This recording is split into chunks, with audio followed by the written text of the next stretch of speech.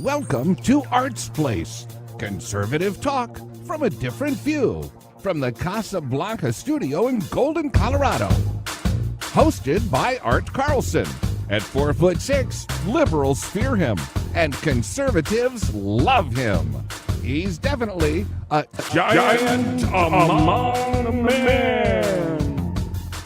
Now here's your host, Art Carlson.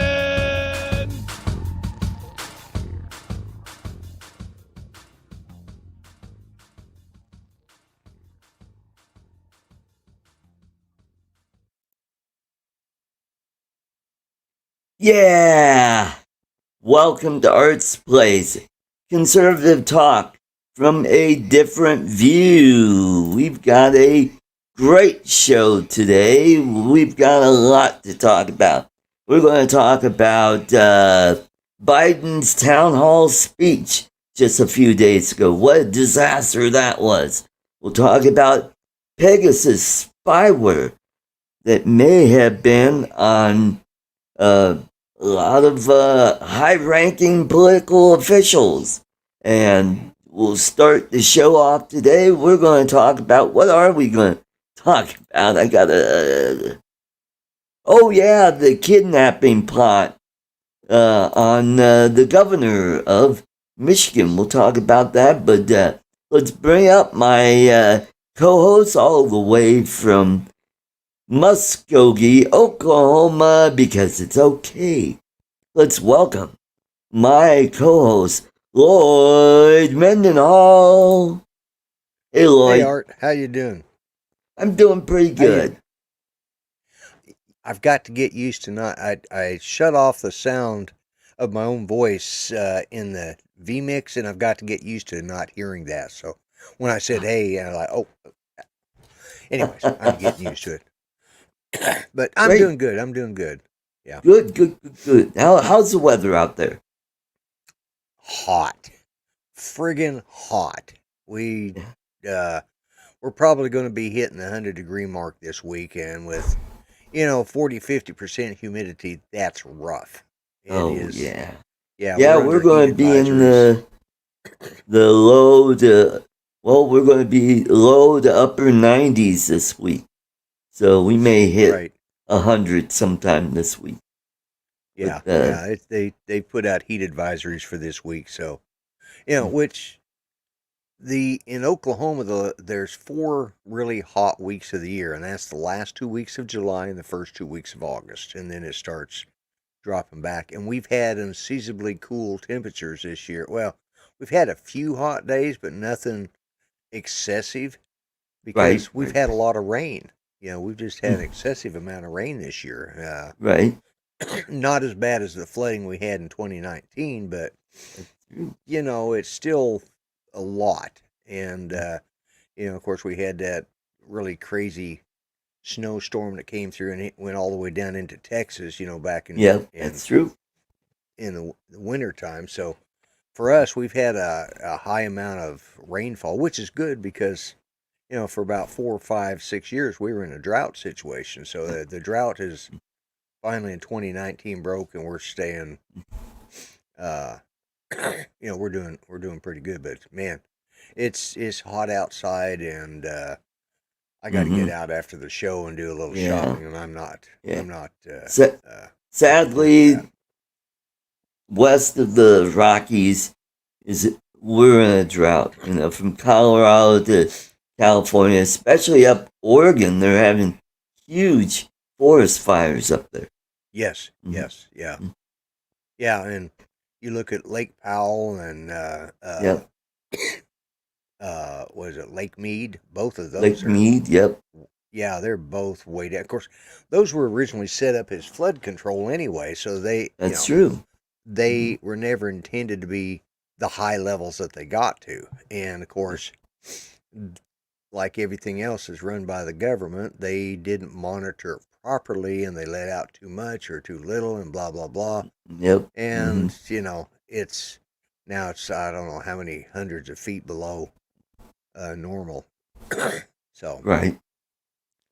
Anyway, but other than that, we're going to be doing something a little different today. We're going to do a toffee giveaway. We'll probably do that at the bottom of the hour. Something a little different that might draw more folks to watch the channel, maybe grow the channel a little bit. Mike B, aka the Drone Ranger, it was his idea, so hopefully that'll work. So let's jump into our first topic of the day. Just recently found out, you remember that plot to kidnap the governor of Michigan and have a show trial and possibly execute her? Yeah, I do remember hearing about that. Well, now it turns out the FBI may have entrapped those people. You know, they may have been the ones that planted that seed in their heads. They put informants in these informants that were that they infiltrated those organizations, and so some guy probably thought, hey, let's kidnap the governor and have a show trial. And the other people, yeah, why not? And that person probably said, yeah, we could do some paramilitary, stake out and look out for places, or we could. So they're the ones that planted the seed and said, hey, we could do this. And they're the ones that gave them all the information on how to do it and the equipment to do it. Right. So that's not looking all that great either. Yeah, and that's the thing about entrapment. It's like you go to a busy, let's say a train station or bus station, and you put a bag of $100 bills, just full of $100 bills, and just leave it there. And let's say the police do that, and then somebody comes by and they look at it and they pick it up and they walk off with it. Well, then they arrest him for stealing the money. Well, that's entrapment. Mm-hmm.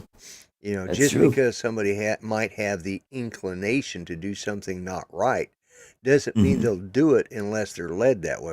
If you lead them that way, well, that's entrapment. Because a lot of times, and they've used that as an example of entrapment in law enforcement of what is acceptable and what's not. Now somebody comes up with the idea on their own, and then they contact a person, or you have somebody there just sitting back listening as an informant, and then they're just sitting there listening, but they're not really putting in until, well, what do you think? And let's that's not entrapment. That's stupidity, but it's not entrapment. So yeah, you're right. I mean, if they just sat back and listened, and someone, like one of the founding members of the organization came up with the idea, and they say, hey, Joe, you're a new guy. What do you think of our idea? And then he says, well, I can get you the equipment, and I can do this, and I can do that. Well, that's not entrapment. That's doing his job as an undercover or as an informant or an undercover infiltrator, or police officer or law enforcement officer. Yeah. And, that's the big difference. But if they came up with a bag of $100 bills, yeah. And there's not a person out there, I don't think, that wouldn't at least pick it up, and some would walk off with it. Now, what they do with it, if they go and turn it into the lost and found, well, that's, but if they walk out the door with it and get in the car, who knows, maybe they were going to take it to the police station, but still that would be entrapment, That's true. And that's always been I can't remember I don't know the case law, but I know the Supreme Court. That's basically that was part of what they used it as an example of entrapment. I remember when that came about, and they used that as an example because there are people who have a predisposition to do something wrong, but they won't do anything. They may be of the inclination to do something, not a predisposition, but of the inclination to do something wrong.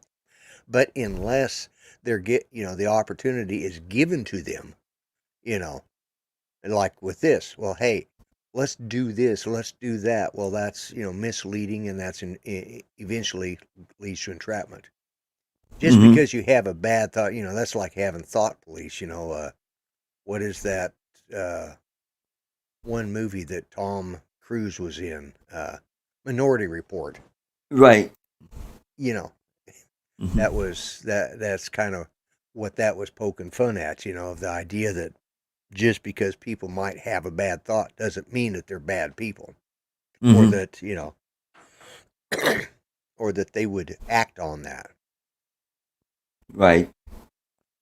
Well, it says here, I found an article. Okay, this is from the Seen and Heard. And it says, some of those informants acting under the direction of the FBI played a far larger role than previously reported. Working in secret, they did more than just passively observe and report on the actions of the suspects. Instead, they had a hand in nearly every aspect of the alleged plot, starting with its inception. The extent of their involvement raises questions as to whether there would have been a conspiracy without them. A longtime government informant from Wisconsin, for example, helped organize a series of meetings around the country where many of the alleged plotters first met one another, and the earliest notions of the plan took root. Some of those people say the Wisconsin informant even paid for some of the hotel rooms and food as an incentive to get people to come. The Iraq war vet, for his part, became so deeply enmeshed in a Michigan militant group that he rose to become its second in command, encouraging members to collaborate with other potential suspects, paying for their transportation to the meetings. He prodded the alleged mastermind of the kidnapping plot to advance his plan, then baited the trap that led to the arrest. Yeah. and the key word was they're passively, rather than passively observing, Right. And because you're going to have, in undercover work, you're going to have drug buys. You're going to have, but normally the way these informant situations work is, let's say it's a plot, a plot to hire, an assassination hire. You contact, you see Billy Bob standing down on the corner, and you know that he needs a few extra dollars, and you say, "Hey, I need to bump off Wolverine, or the Joker, Well, okay, I can do it for $100. So Billy Bob goes over and calls the FBI and says, "I got this idiot that's wanting to kill the Joker, and have him assassinated, and he's willing to pay me $100." Well, okay. I told him I couldn't do it, but I knew somebody who could. So the FBI then sets up, and they become the supposed hitman for hire. Right. That's not entrapment, because the guy came up with, if I were the guy that wanted to have the Joker killed, well, I'm the guy that came up with the idea. And I approached somebody about getting me in contact with, some sort of nefarious person. That's not entrapment. But in this case, where they're providing everything and they're giving them. And this was decided by the Supreme Court a long time ago, back in the, I think in the 60s, late 60s, early 70s, is when they came up with what classifies entrapment. So, and under this administration, they're going to do whatever they can. Yeah, that's true. I think what's going to end up happening is when this goes to trial, even if it goes to trial, that it will be thrown out by a judge.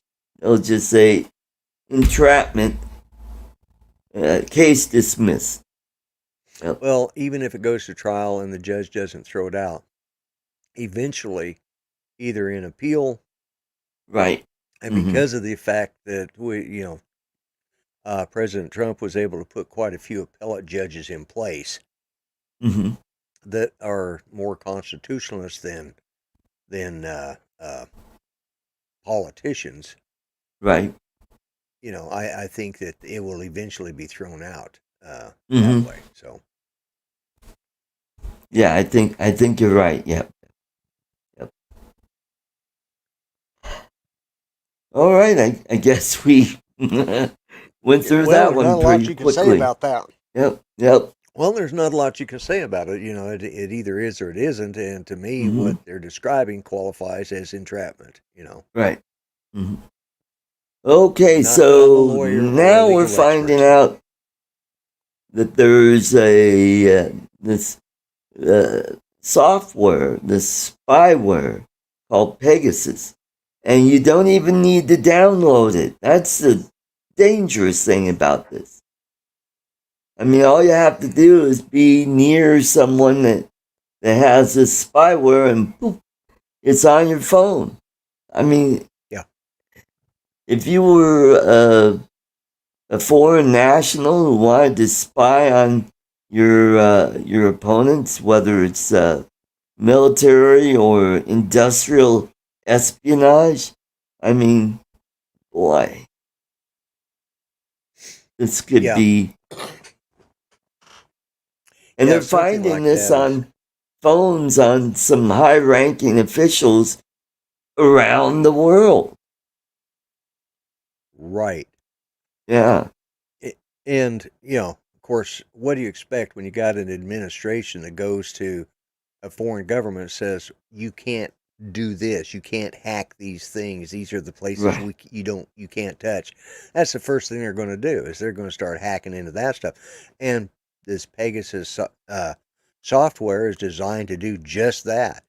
And, that's why if you use a cell phone out and you have your internet turned on the cell phone, even if and it's always on unless you shut it off, but you should always now I have mine right now, it's on my Wi-Fi, which is inside, which has more than enough. I have enough safeguards to get through and firewalls that it takes, they would have to be, Greg could get through it, but you have to be a good hacker to do it.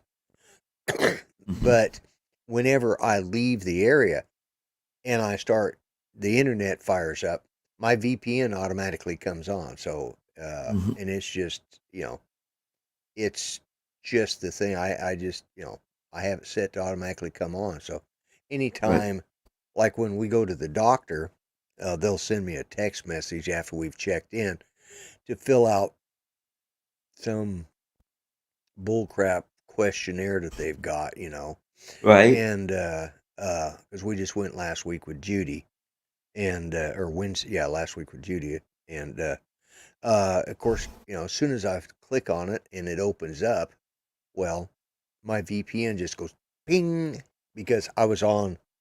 Even though theirs is a network, it's an open network. It's not password protected. It's a guest hospital network. Now it's confined to that area.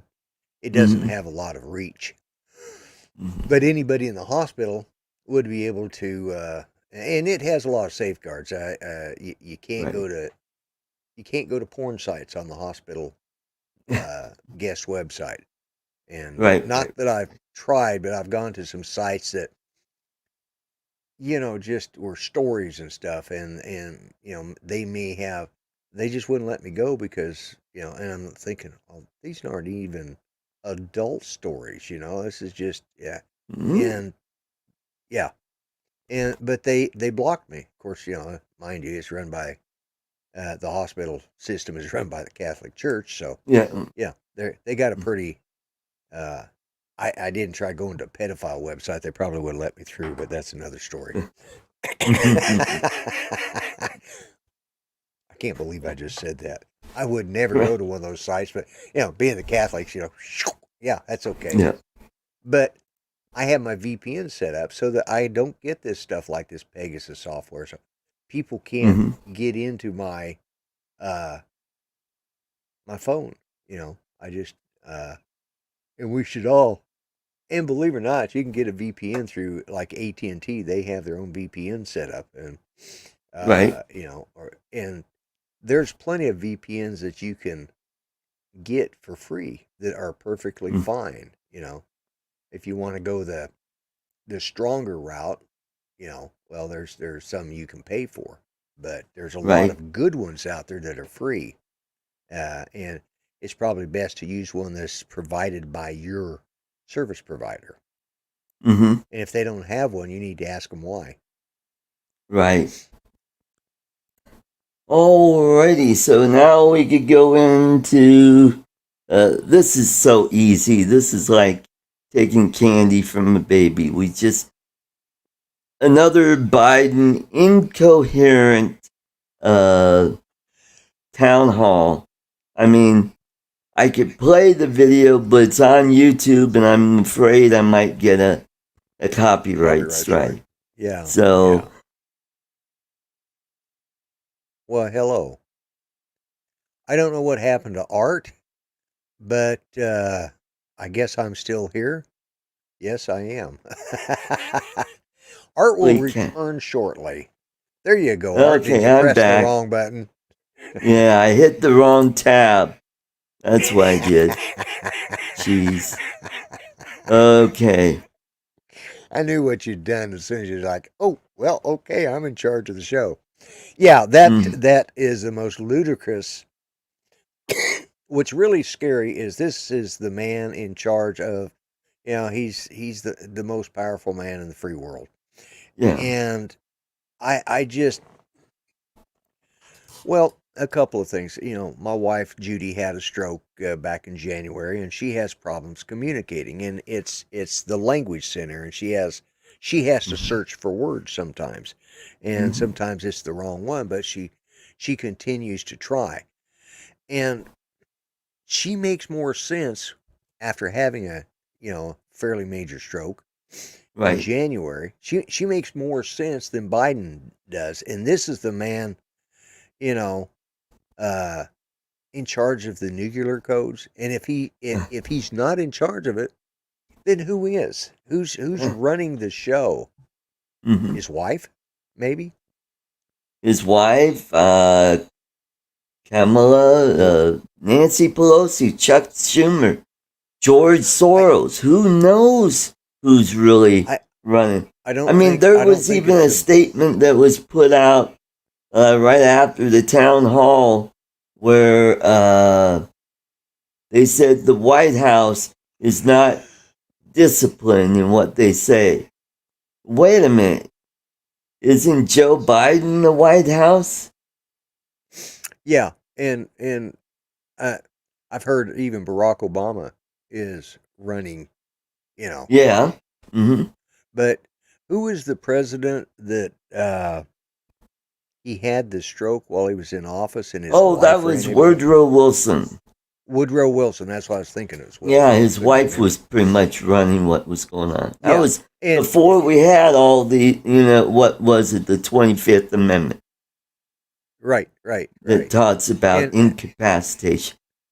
Yeah, and I wonder if this isn't what's going on. I mean, why hasn't the 25th Amendment been invoked?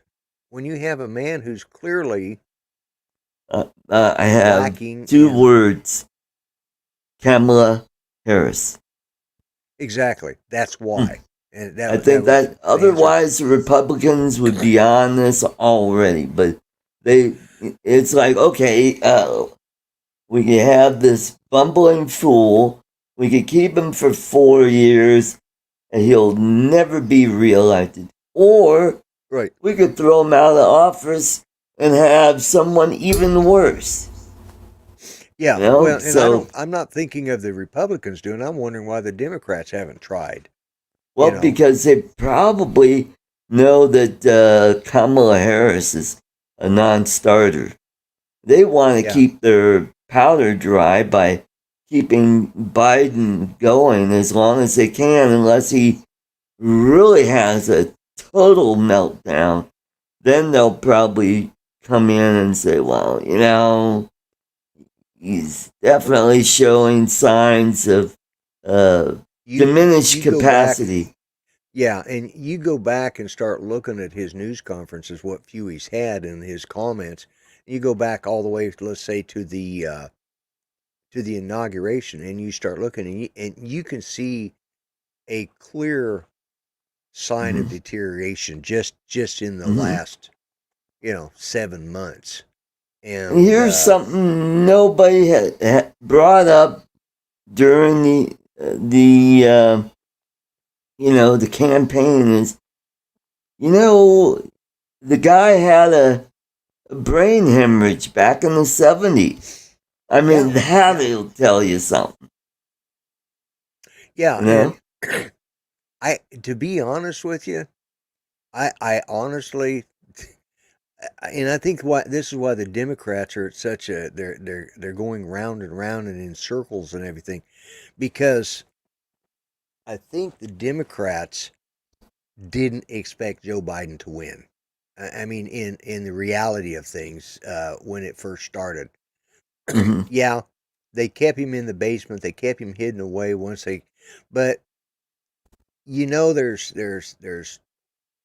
those throwaway, what I call throwaway nominees. Right. We had, John McCain. John McCain. Mitt Romney. Romney, again, another throwaway. Because we knew we couldn't beat the race. We couldn't beat either Hillary or... I don't know. I think we could have beaten Obama in 2008. We just got a terrible candidate who happened to win the nomination. If we had a stronger candidate, I think we could have defeated McCain. Remember, McCain's campaign was on the ropes until he nominated Sarah Palin. That's the thing that saved his campaign from being a total disaster. Yeah. And then they threw her under the bus. Right. And again, I think the Republicans saw this. You got to think the way the old guard. They don't want to put up a good candidate, a great candidate, and have him beat. So they'd had, I take this all the way back to George W. He screwed up when he picked Dick Cheney. That was the biggest mistake he ever made. Not that Dick Cheney wasn't good at what he did, but he just wasn't right. We needed to have had a strong vice president, somebody who had a lot of appeal, somebody who was young enough to do the part, somebody who was a conservative that could take over. That could take over after his terms were up. Yeah, after his term. I can see your point there. And so then we didn't have that. So Dick Cheney didn't run because he was too old. So what'd they do? Yeah. They put John McCain in because the others, they didn't think, and you got to remember, they're going into this, there was two obvious leaders in the Democratic Party, and that was, at the time, you had a black man or a woman. So we were going to have the first black presidential person or the first woman presidential nominee.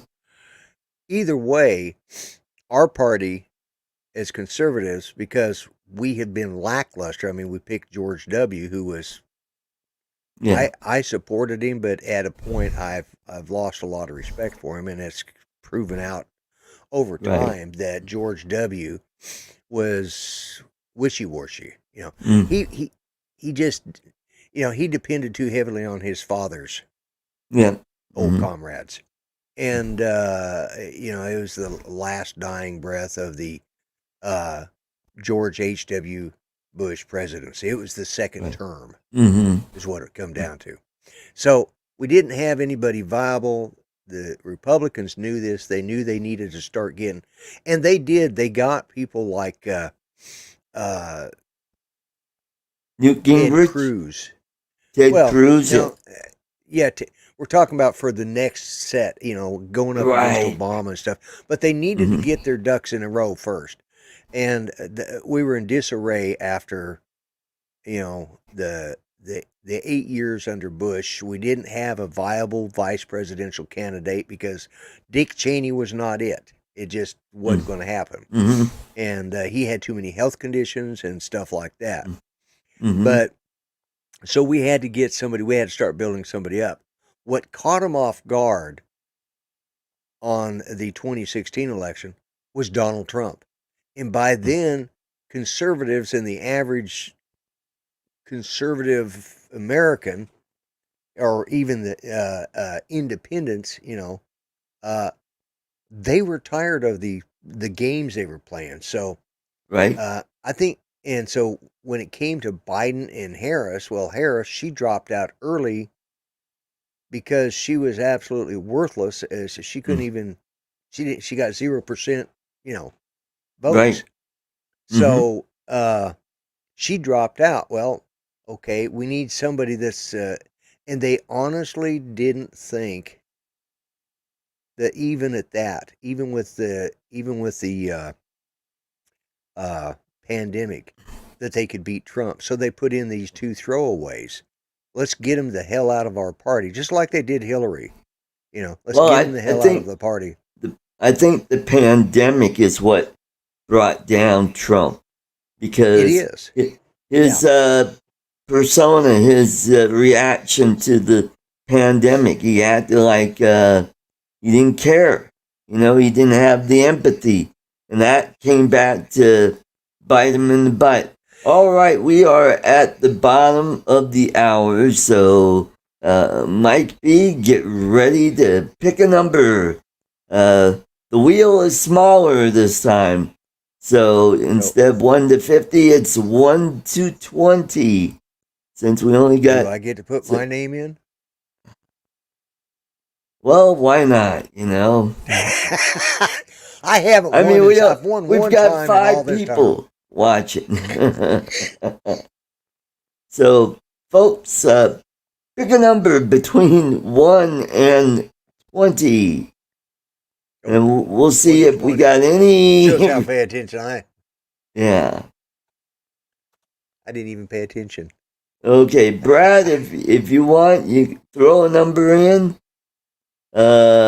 Chris Wedgeworth, we'll give him a few minutes, and then we'll... Yeah, give him a few minutes, yeah. Yeah. So... But yeah, I think that 25. It's got to be between 1 and 20, Chris. Yeah. We're giving away almond toffee, by the way, for those of you that are just didn't hear the beginning of it. Lloyd, you picked 22. I know. That's because I went back and put 17 because I wasn't paying attention to what you said. Okay. That's sorry. That's a bad co-host that doesn't pay attention to the host. So between 1 and 20. 1 and 20. So including the numbers 1 or 20. Alrighty, let's wait a couple more minutes. Maybe we'll get lucky. A couple more people pop in, but who knows? Alrighty. Yeah. So.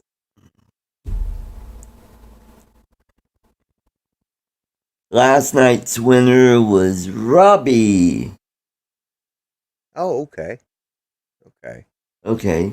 All right. 14 for Brad. Okay. Alrighty. Let's spin that wheel.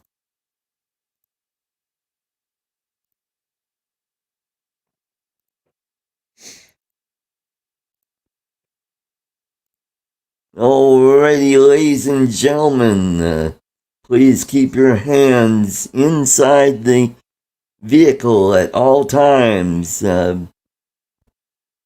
Alrighty, let's go ahead and spin that wheel.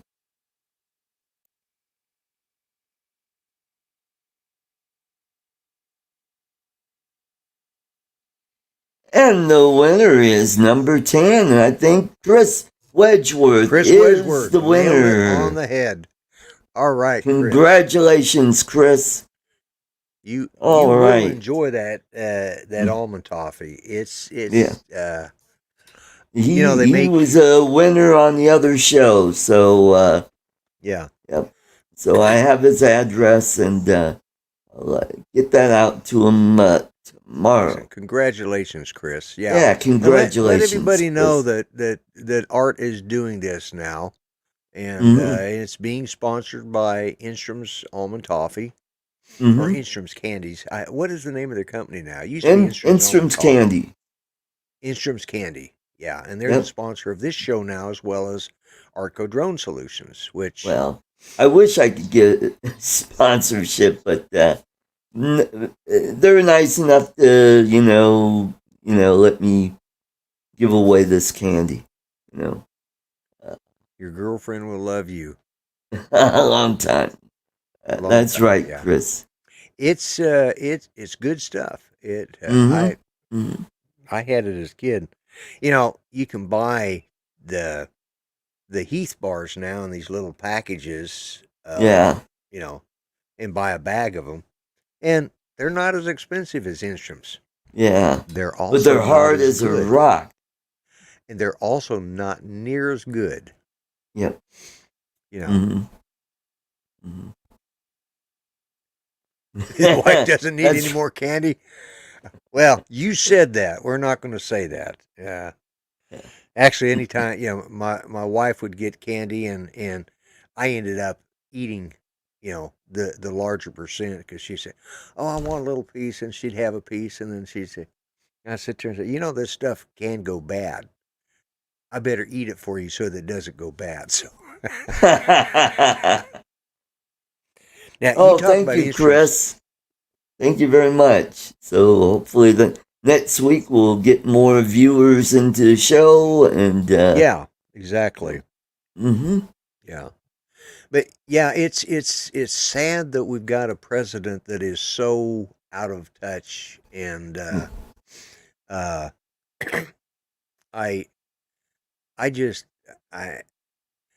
have to laugh sometimes. Of course, me getting into ventriloquism as I have late in life, I've been watching Jeff Dunham. I watch a lot of ventriloquists, and I've become friends with a few of them.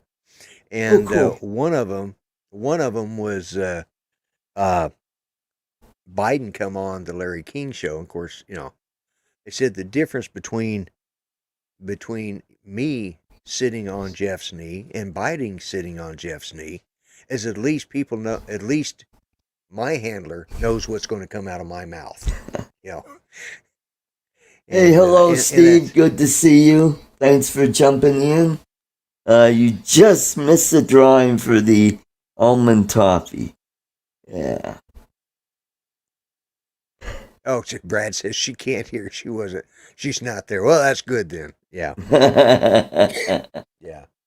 You never want to tell your spouse, your loved one, your wife, your partner, you never want to tell them you don't need any more candy. Yeah. It's like we celebrated our 40th anniversary here a couple weeks ago. And we were getting ready to go out to dinner, celebrate with the family and stuff. And Judy got dressed, and I went and got dressed, and she comes walking, sort of walking out, and she says, "Does this dress make me look fat?" I said, "Does this shirt make me look stupid?" Good save. Good save. Yeah. Yeah. Yeah. There's certain things you just don't answer. Oh, talking about Biden, how he's losing. Somebody asked him about, defunding the police, and he actually said it's the Republicans that are defunding the police. I mean, how stupid. Here's his argument on that. The infrastructure bill.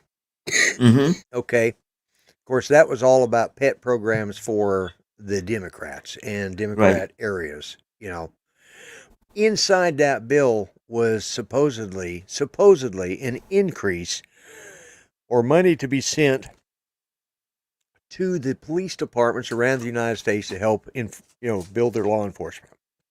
That's his argument. One of the Democrats, congressmen or senators or whoever, they came up with that idea, and he's just repeating a talking point he heard that was whispered into his his headset. That argument was thrown out there by them, but it's stupid for him to say it, and because but that's how they're trying to spin that. That by not voting for the infrastructure bill, the Republicans are defunding the police. That's the argument, and that's the argument he was using. I mean, there were other things he said that were even dumber. Mm-hmm.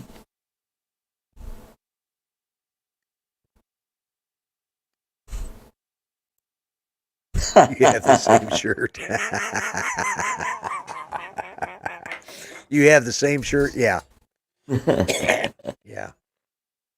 Yeah, I used to say I lost a couple of pounds, but I have a cousin that she was always on a diet, and she says, "Oh, I've lost 10 pounds." I said, "No, you haven't. Look behind you." That used to get me in some trouble. Yeah. You don't want to use that line. No. Oh, she'd get mad at me, but yeah. Mm-hmm. And so, do you have any political items to mention? Do I have any political items to mention? Yeah, topics that we could discuss. Well, I was, that's the problem. I had a bunch of ideas earlier this week, but I've slept since then and forgot them all. I depend on you to do that. I just come in with the funny one-liners or I ramble on, and I'm not even rambling today. That's the problem. I can't think of anything to ramble on about. Yeah.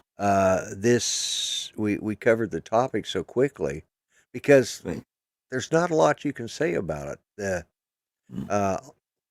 Like I said before, Biden, I don't think was ever supposed to be the president, because they honestly didn't think that he could beat. And they did this with Bill Clinton. They were trying to, they thought George H.W. Bush would beat him, so they put Bill Clinton up there, the most womanizing, and if you look, they're famous for that. Well, we've done it too. We did Mitt Romney, and don't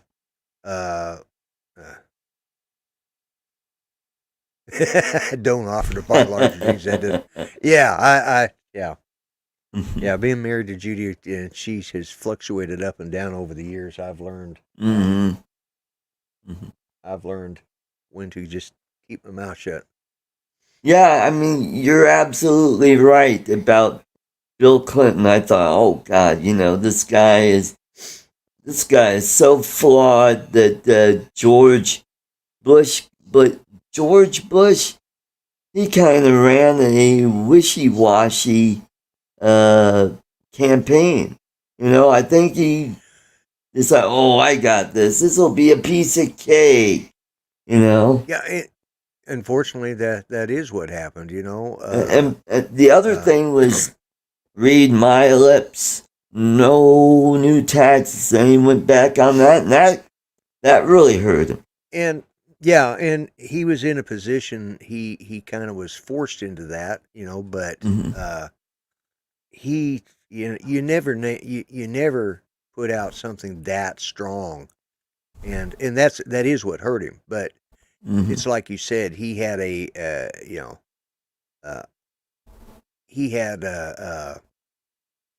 Biden moment. yeah. I'm having a Biden moment. No, he did. He had, but he just he wasn't a strong candidate. You know, he wasn't Ronald Reagan. That was a hard legacy to live up to, and so it was sort of a defining moment. He just didn't have that strong. He wasn't a strong candidate person. He wasn't, like you say, he wasn't Ronald Reagan. He didn't have that energetic persona. And the other thing that I think kind of hurt him was Dan Quayle. Even though that whole thing about the potato was not his fault, he got set up, and it hurt him forever. What he should have done is he should have said, well, Dan, we want to win this, so you'll have to step down. I'm gonna pick Jack Kemp. If he would pick Jack Kemp, I think he would have because he would have been a really strong candidate to take his place in 4 years. Well, and here's the thing, you look back, hindsight is 20/20, as they say, but Dan Quayle was a highly intelligent. He's a highly intelligent person. That's right. He was a great. But the media just beat him into the ground. Right. And right. Perception is reality, and they set up the perception that this guy was dumber than a box of rocks. Just like they did with our last president, Mr. Trump. Yeah, Donald Trump. Yeah. They tried to say he was unfortunately, Donald Trump was sometimes his own worst enemy. Yeah, that's true. But Donald Trump, the person, and Donald Trump, the president, and Donald Trump, the character, three different things altogether. You got to remember, he comes from big business where he got down and dirty with the construction workers unions that he had to deal with, the trades unions. He got down and dirty with the politicians that he had to deal with to get stuff built and made, so he knew how to get down in the trenches. People say, well, he was born with a silver spoon in his mouth. Well, no. He was loaned that money from his father, right? But he had to pay it back, and he did. He did. He was fortunate. It was like a bank loan. He still had to pay it back, and which was a good thing. But the thing that hurt him was he so many times would. That's right, Chris. We didn't hire him to be a nice guy. You're absolutely right. We hired Donald Trump to be the guy to take out the trash. And as I said, I think what really hurt him was the pandemic. The pandemic, yeah. And the way he carried himself with that. And he started out letting Dr. Fauci play a major role in the beginning. He kind of brought him out there, and then and the reason people say he sounded like he didn't care about the pandemic. Well, as a leader, one of the things you want to do is not let people you don't want people to panic. So you try and lead from a strong point of view, and he did, but he overplayed that hand.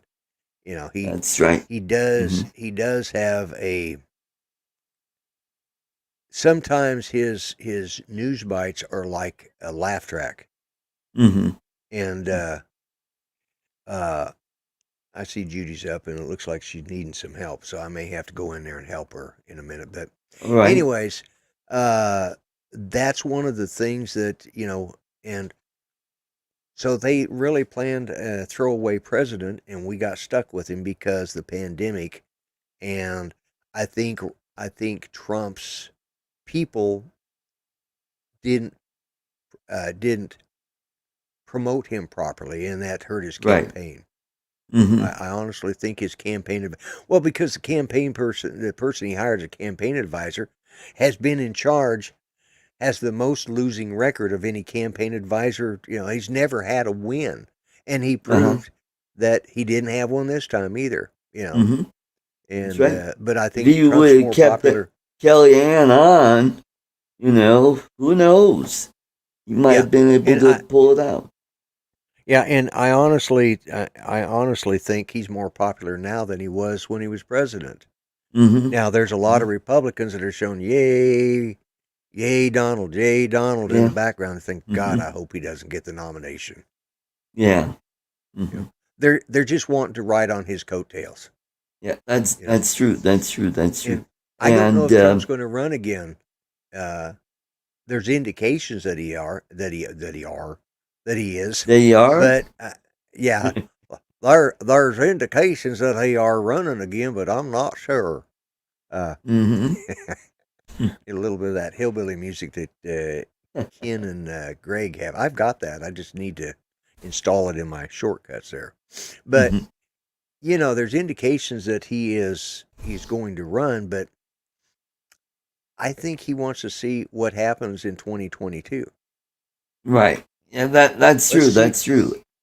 Because one, we've got to replace those pain in the ass politicians that voted to impeach him. Yep. We got to get rid of those guys that voted to block everything he tried to do. Well, here's another topic we could talk about: is the commission looking into the January 6th commission. Well, McCarthy, he had his list of people that he wanted to be on that panel, and pretty much Nancy Pelosi bounced out two of them already, Jim Jordan and some other guy that was also a strong conservative. But who stayed on? Liz Cheney. Right, exactly. Yeah. Mm-hmm. And that's right. They're not going to try cheating again. Yeah. Yep. Art, I need to go take care of Judy. Okay. So, all right. I'll carry the weight for the last few minutes. All right, here. Guys. It's been good. You take care, Art. I'll catch up with you in later tonight. All right. Everyone, take care, and I am out of here. Okay. Take care, Lloyd. All right. Thank you. Alrighty, guys. You guys are stuck with me for a few more minutes, and we could talk about what's going on with that commission. And we already know that this commission is a sham. Pelosi's not interested in getting to the bottom of it. They want to use what happened on that day to beat up the Republicans with it. There's already a commission that's already going on right now that's looking into what happened on that fateful day. So the Democrats, they're just, doing the same thing that this other commission is already doing. So why are we allowing these people to have? But sad thing is they're in the minority. They're the majority in the House. I mean, it's a small majority. And in the Senate, it's a 50-50 tie. But you have the vice president who could break the tie. And then there's a lot of shenanigans going on with the infrastructure bill.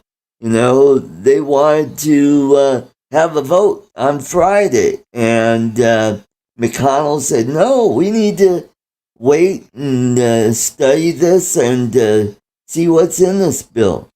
And I think the Democrats wanted to do that because they wanted to see it fail so they could use that as another thing to hold over the Republicans in the 2022 election.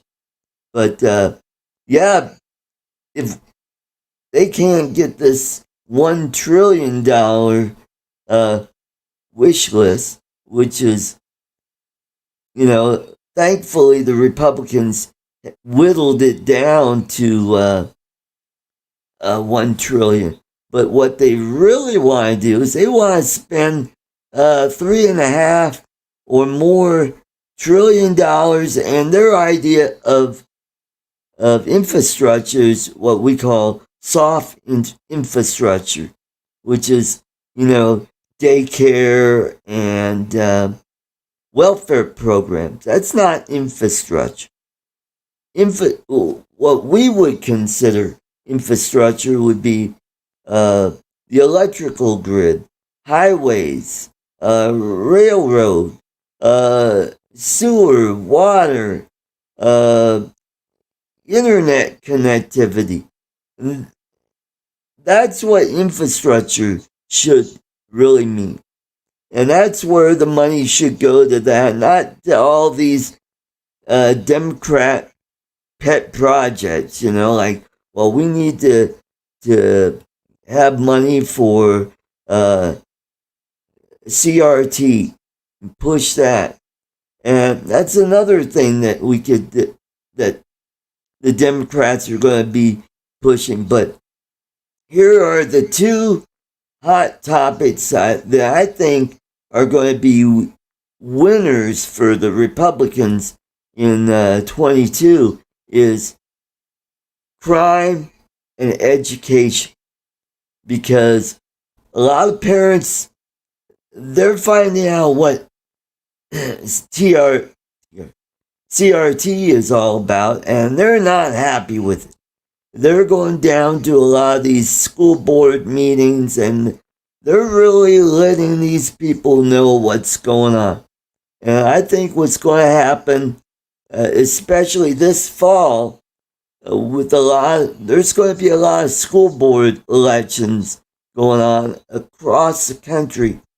I think a lot of conservatives are going to run for those positions, and hopefully we could start taking over a lot of these school boards around the country and finally put a nail in the coffin for this critical race theory crap. Critical race theory it's basically teaching kids to be racist.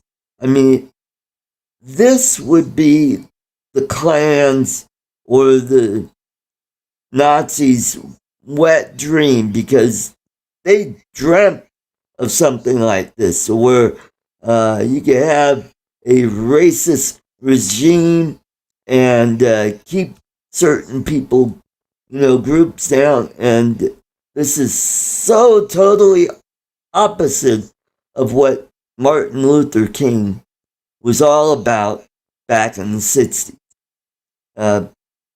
I grew up in the 60s and 70s, and I remember the civil rights movement, and it was all about, the content of a person's character and not their race or their creed or their religion.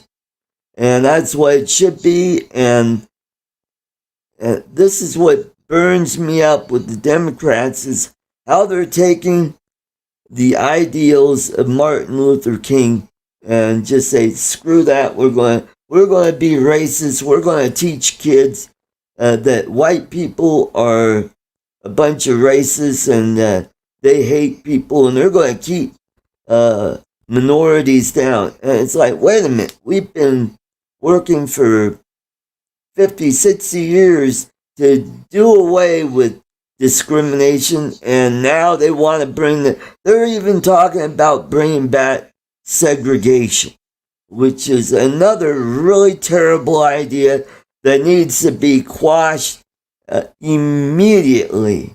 So, Brad, I'm glad you agree with that. We are out of time. We just hit the 1 hour mark. And thank you for coming. Have a great week. Please tell people about this show. Let's get more people to watch this content. Hopefully Mike will be back next week. He's up in Adirondacks, soaking up the scenery up there. So let's get this channel going. Please tell everybody about the almond toffee giveaway. Thank you, Mike B. You all have a great week. Yes, you're right, Brad. The race riots, yep. So, God bless America, God bless Colorado, and God bless the Republic. So, have a great week and take care, everybody. Bye-bye.